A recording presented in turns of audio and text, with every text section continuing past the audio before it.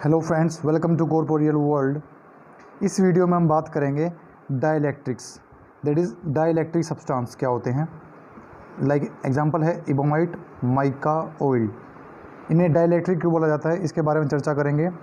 साथ ही हम सीखेंगे पोलराइजेशन, दैट इज़ जो डाइलेक्ट्रिक्स होते हैं वो पोलराइज कैसे हो जाते हैं।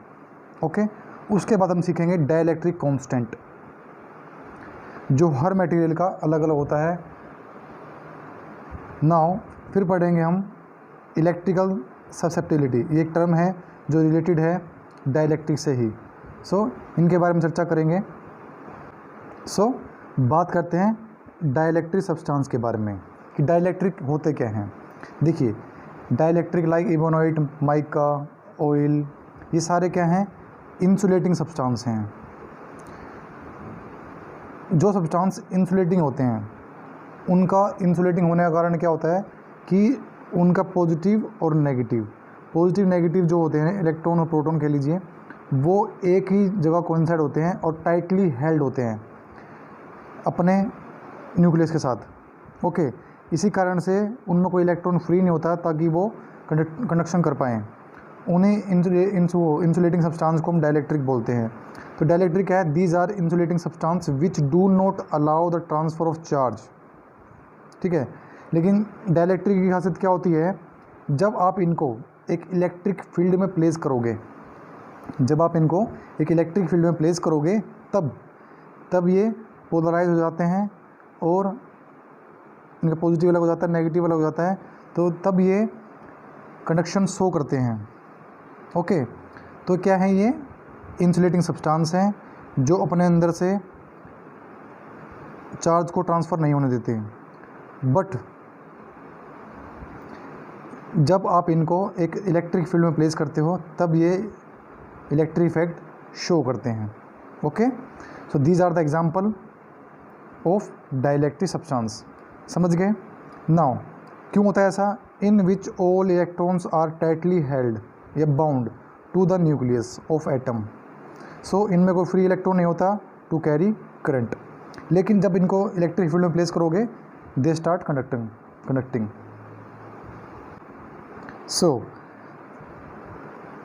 डाइलेक्ट्रिक क्या है, डाइलेक्ट्रिक इस तरीके से रिप्रेजेंट करते हैं इनको, बिकॉज इनका पॉजिटिव नेगेटिव एक ही जगह कोइंसाइड होता है।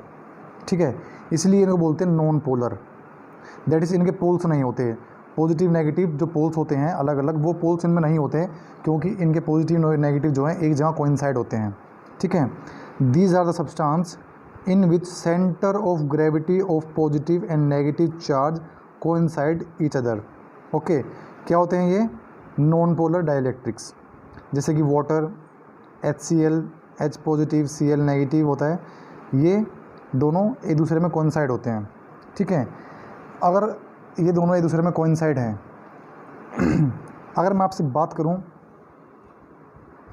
डाइपोल मूवमेंट की, नॉन पोलर की, देखिए डाइपोल मूवमेंट क्या होती है, पॉजिटिव चार्ज और नेगेटिव चार्ज, प्लस क्यू कह लो और माइनस क्यू कह लो, क्वांटिटी सेम है, मैग्नीट्यूड सेम है, बस नेचर क्या है इनका अपोजिट है। इनके बीच का जो डिस्टेंस होता है उससे मल्टीप्लाई कर दें इनके एक चार्ज को, डेट इज़ क्यू। मान लो ये डिस्टेंस हमारा 2a है, तो q इंटू में 2a क्या होता है, डाइपोल मूवमेंट। ओके, बट इनके बीच में सेपरेशन तो नहीं है, जो ये डिस्टेंस है 2a, जो सेपरेशन है पॉजिटिव नेगेटिव बीच में, नॉन पोलर के केस में सेपरेशन क्या है, 0।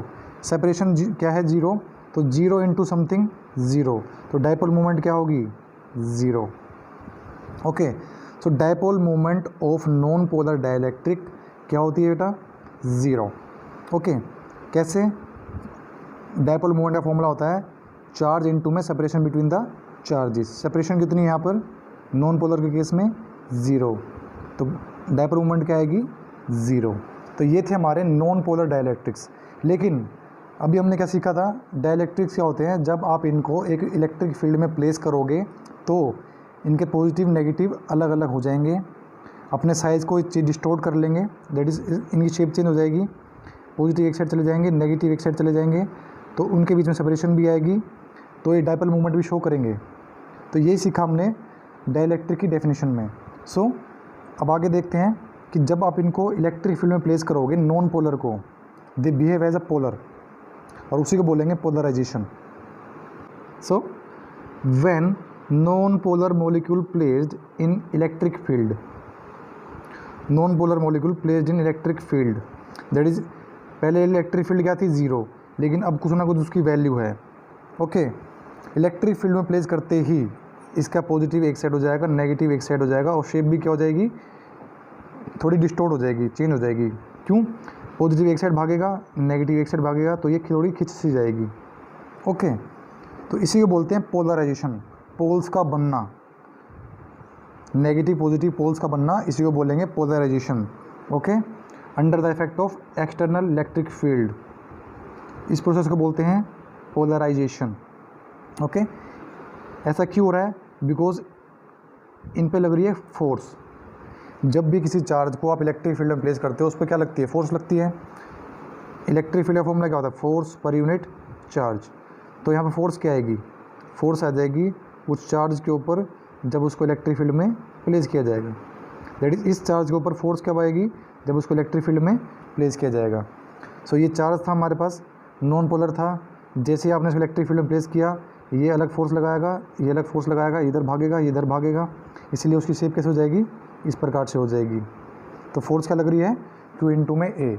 इसी को बोलते हैं पोलराइजेशन। जब नॉन पोलर को इलेक्ट्रिक फील्ड में प्लेस करोगे, इट विल बिकम पोलर, उसके पोल्स बन जाएंगे। सो नॉन पोलर क्या हो जाएगा? नॉन पोलर आपका पोलर हो जाएगा।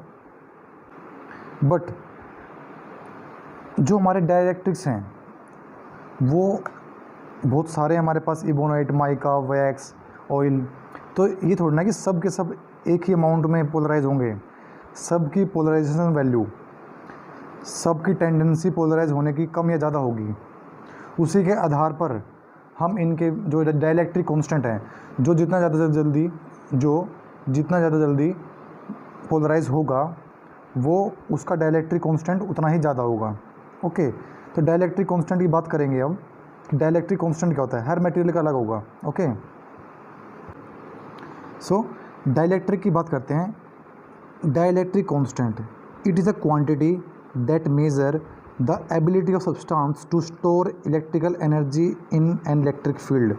यानी कि जब आप एक डाइलेक्ट्रिक को प्लेस करोगे इलेक्ट्रिक फील्ड में, वो कितनी एनर्जी स्टोर करेगा वो डिपेंड करता है उसकी एबिलिटी कितनी है उसे स्टोर करने की। उसी से हम डिटरमाइन करेंगे उसका डाइलेक्ट्रिक कांस्टेंट। हमने चैप्टर फर्स्ट में देखा था कि परमिटिविटी की बात करी थी, ठीक है, उसको हम रिलेट करते हैं डाइलेक्ट्रिक कांस्टेंट से भी।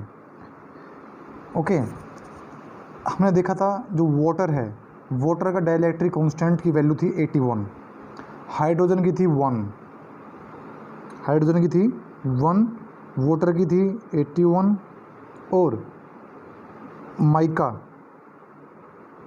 जो माइका है उसकी थी 4 to 6 वेरी करती है। और जो मेटल्स थी, मेटल्स की होती है इन्फिनिटी, बिकॉज ऑलरेडी कंडक्टिंग होती है। इलेक्ट्रिक फील्ड में डालोगे तो और ज़्यादा स्ट्रॉन्ग इलेक्ट्रिक फील्ड ये पास करवाएंगी, तो इनका जो डाइलेक्ट्रिक कांस्टेंट होता है ज़्यादा होता है, ठीक है। लेकिन मेनली हमारा ये 3, ओके, हाइड्रोजन, वाटर, ये तो ये 81, 1, 4 to 6 ये क्या है? इनकी डाइलेक्ट्रिक कांस्टेंट की वैल्यू, दैट इज़ कौन कितना ज़्यादा इलेक्ट्रिक बिहेवियर शो करेगा इन इलेक्ट्रिक फील्ड। ओके, सो अब सीखते हैं आगे। देखिए इस फॉर्मूले को बताएंगे अभी।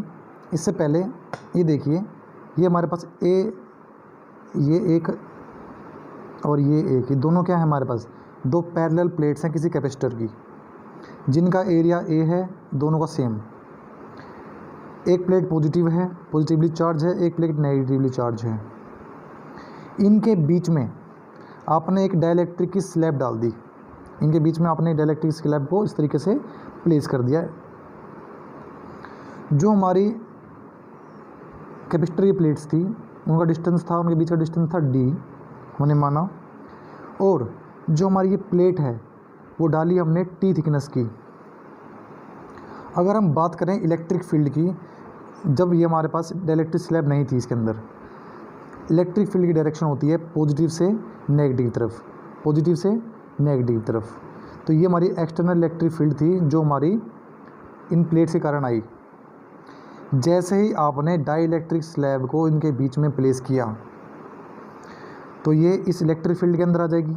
इलेक्ट्रिक फील्ड के अंदर आते ही dielectric slab electric effect show करना शुरू कर देगी और पोलराइज हो जाएगी, one side positive one side negative. That is ये पॉजिटिव है, ये नेगेटिव है, पॉजिटिव को अट्रैक्ट करेगा, ये पॉजिटिव है, ये नेगेटिव अट्रैक्ट करेगा। तो एक साइड नेगेटिव हो जाएगी, एक साइड पॉजिटिव हो जाएगी, और इस तरीके से ये डाइलेक्ट्रिक स्लैब पोलराइज हो जाएगी और इलेक्ट्रिक इफेक्ट शो करना स्टार्ट कर देगी। और जो इलेक्ट्रिक फील्ड होगी डाइलेक्ट्रिक स्लैब की, उसकी डायरेक्शन क्या होगी? इधर। क्यों? इलेक्ट्रिक फील्ड की डायरेक्शन होती है पॉजिटिव से नेगेटिव की तरफ। तो पॉजिटिव कहाँ है? इधर। डायरेक्शन किधर होगी? इस तरफ, पॉजिटिव से नेगेटिव, इस डायरेक्शन में। Okay, so external electric field ये थी, और इंटरनल क्या होगी? जो पोलराइजेशन के कारण आई डाइलेक्ट्रिक स्लैब के अंदर, वो आई EP में, इस डायरेक्शन में। ओके, सो इस तरीके से वो पोलराइज हुई। सो डाइलेक्ट्रिक कांस्टेंट कैसे निकालेंगे? हमने रखा था उसको E0 इलेक्ट्रिक फील्ड में। देखिए, हमने उसको E0 इलेक्ट्रिक फील्ड में रखा, और वो उसके अंदर जो इलेक्ट्रिक फील्ड जनरेट हुई वो हुई EP। इन दोनों का रेशियो निकालेंगे। देखिए कितना प्रोवाइड किया और कितना उसने आपको रिजल्ट दिया, कितना आपने उसको प्रोवाइड किया, दैट इज़ कितनी इलेक्ट्रिक फील्ड आपने उसको प्रोवाइड की और कितनी उसने गेन करी।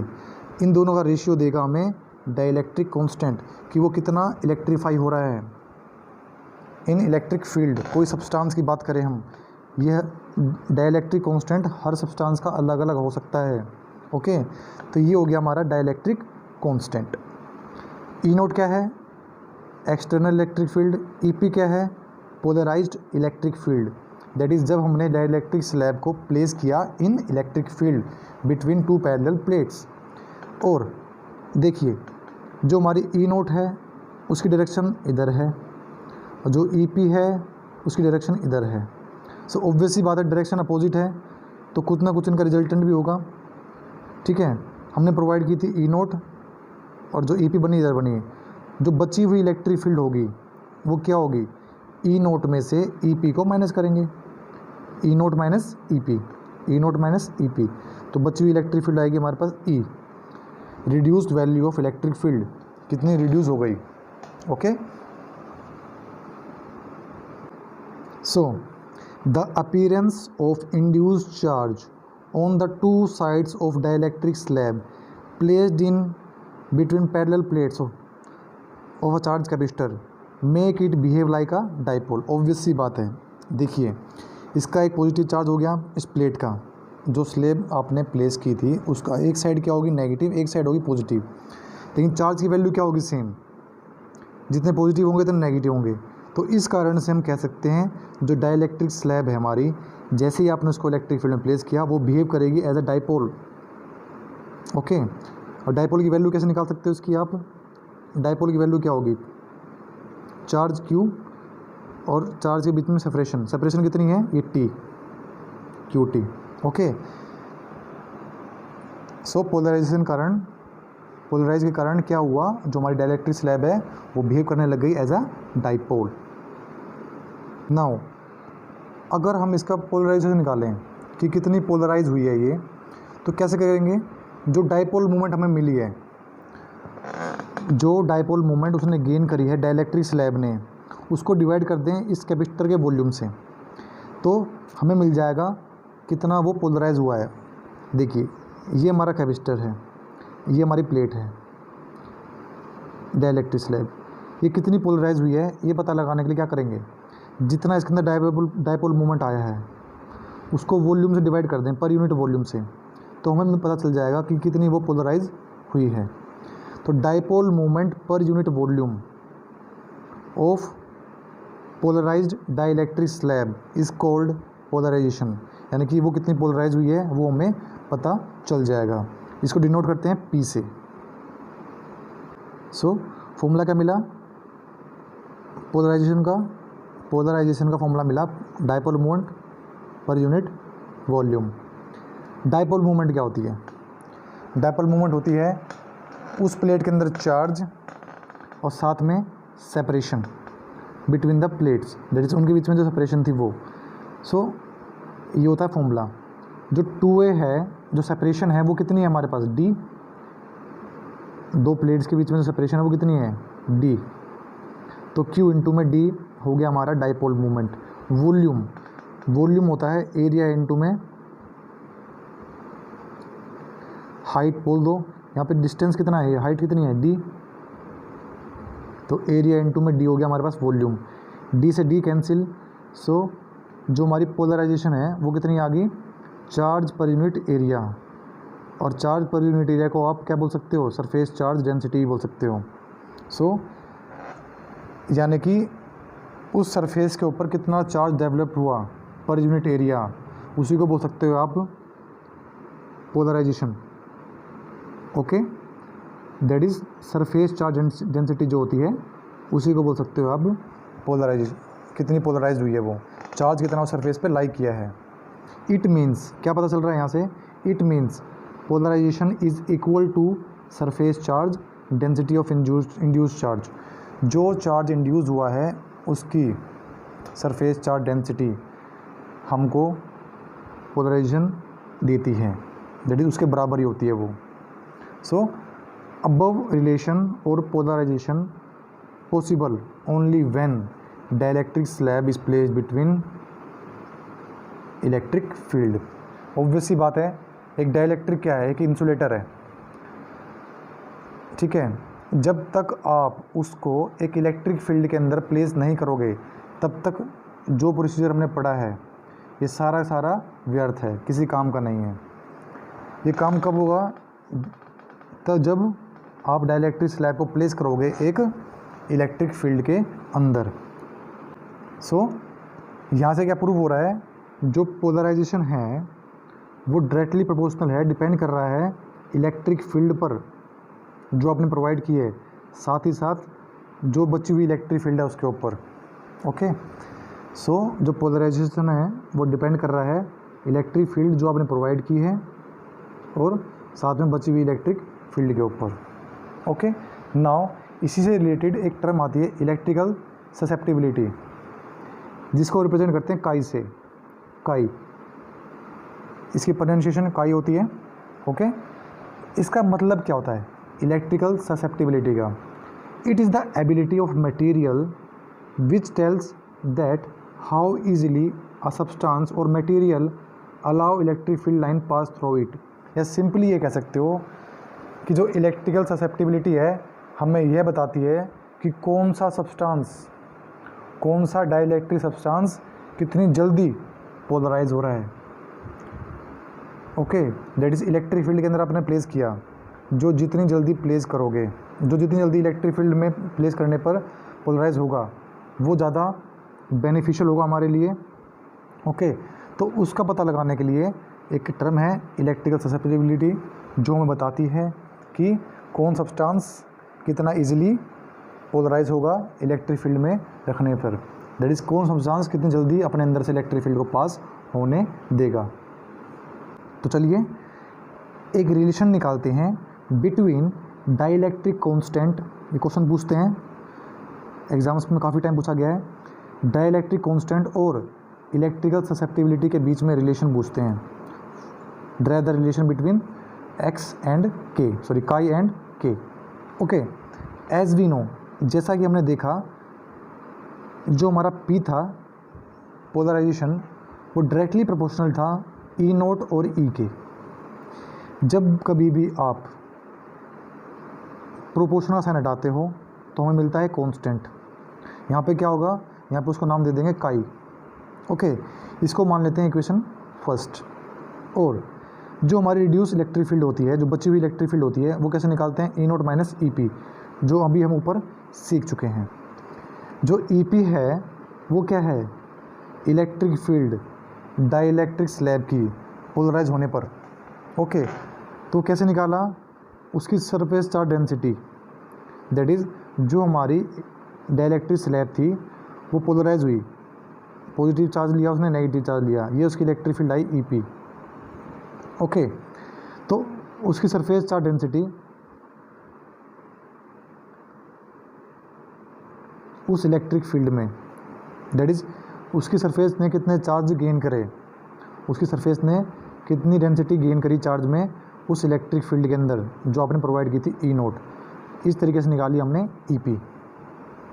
ओके, सो ईपी क्या हो जाएगी, सिग्मा पी अपॉन में ई नोट। ठीक है, कैसे आई टर्म दोबारा देख लीजिए। जो ईपी है ये क्या है, इलेक्ट्रिक फील्ड किसकी, डाइलेक्ट्रिक स्लैब की आफ्टर पोलराइजेशन। ओके, सो जब वो पोलराइज हुई होगी तो चार्ज भी आया होगा, तो उस सरफेस की चार्ज डेंसिटी ओके उस इलेक्ट्रिक फील्ड में जो आपने प्रोवाइड की थी वो देती है हमें इलेक्ट्रिक फील्ड इन डाइलेक्ट्रिक स्लैब। ओके, और अभी हमने पीछे प्रूव किया था इसके ऊपर वाली टर्म में कि जो हमारा पोलराइजेशन है और सरफेस चार्ज डेंसिटी है दोनों सेम है, दोनों एक दूसरे में सेम है इस केस में यहाँ पर। सो इस पी सिग्मा की जगह हम रिप्लेस कर देंगे पी जो है हमारा पोलराइजेशन। ओके, इस पी की वैल्यू क्या है, काई ई नोट इंटू ई, इसको यहाँ प्लेस करेंगे, ई नोट से E naught cancel, what we get E equal to E naught काई ई। ओके, अब इस पूरी टर्म को दोनों साइड डिवाइड कर देंगे ई से डिवाइड करते ई बाई ई क्या हो जाएगा 1, ई नोट बाई ई, और इसको डिवाइड करेंगे तो ई से ई कैंसिल, तो हमारे पास बचेगी ये टर्म। ओके, और अभी देखो जब हम डाइलेक्ट्रिक की डेफिनेशन पढ़ रहे थे, डाइलेक्ट्रिक कांस्टेंट क्या होता है, जो इलेक्ट्रिक फील्ड आपने प्रोवाइड करी और जो इलेक्ट्रिक फील्ड बची, दैट इज़ कितनी उसने गेन करी, इनका ratio. Okay, so E naught by E की जगह रख देंगे के इस फॉर्मूले से। अब के को इधर रखेंगे, इसको उठाकर माइनस वाले को उधर ले जाएंगे तो क्या मिलेगा, के इजकल टू में 1 प्लस में काई। This is the relation between dielectric constant and electrical susceptibility. जितने भी टॉपिक कवर हुए हैं इस आज की वीडियो में सभी के सभी बहुत इंपॉर्टेंट हैं। 2 से 3 मार्क्स के क्वेश्चन बनते हैं यहाँ पर बोर्ड्स में और डिफरेंट एग्जाम्स में ये टर्म्स डायरेक्टली पूछी जाती हैं। So pause the video, right your notes. मिलते हैं नेक्स्ट वीडियो में। नेक्स्ट वीडियो में हम बात करेंगे अब पैरेलल प्लेट्स के बीच में डाइलेक्ट्रिक स्लैब रखने पर जो कैपेसिटेंस है उसकी वैल्यू कैसे चेंज होती है या उसकी वैल्यू पर क्या इफेक्ट पड़ता है। तो मिलते हैं नेक्स्ट वीडियो में।